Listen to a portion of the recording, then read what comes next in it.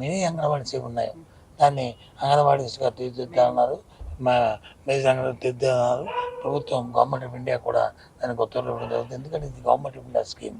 మా రాష్ట్ర ప్రభుత్వంతో పాటు కేంద్ర ప్రభుత్వం కూడా వారితో సౌజన్యం కూడా ఉంది కాబట్టి ఆ నిబంధనల ప్రకారం చూసుకొని అయితే ఇక్కడ వచ్చిన సమస్య అంతా అన్నిటికీ ప్లెయిన్ ఏరియా మన వచ్చే ట్రైబల్ ఏరియా అనే ప్రాంతాలు ఉన్నాయి. ట్రైబల్ ఏరియాలో కొన్ని ఇబ్బందులు ఉన్నాయి, ప్లెయిన్ ఏరియా ఉన్నాయి.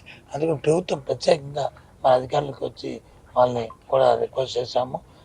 ప్లెయిన్ ఏరియాని అది టౌన్ ప్లెయిన్ ఏరియాకి ట్రైబల్ ఏరియాని 2 విధాలైన విధి విధానాలు రూపొందించి వాటి ప్రకారం వీటిని చేసి త్వరితగతంగా వాటిని ఏదైతే ప్రభుత్వ నిబంధనలు ఉన్నాయో దాని ప్రకారం అంగన్వాడీగా మెయిన్ అంగన్వాడీగా దాన్ని తీర్చిదిద్దాలని మరి స్పెషల్ సిఎస్ గారికి అలాగే కమిషనర్ కూడా మరి చెప్పడం జరిగింది.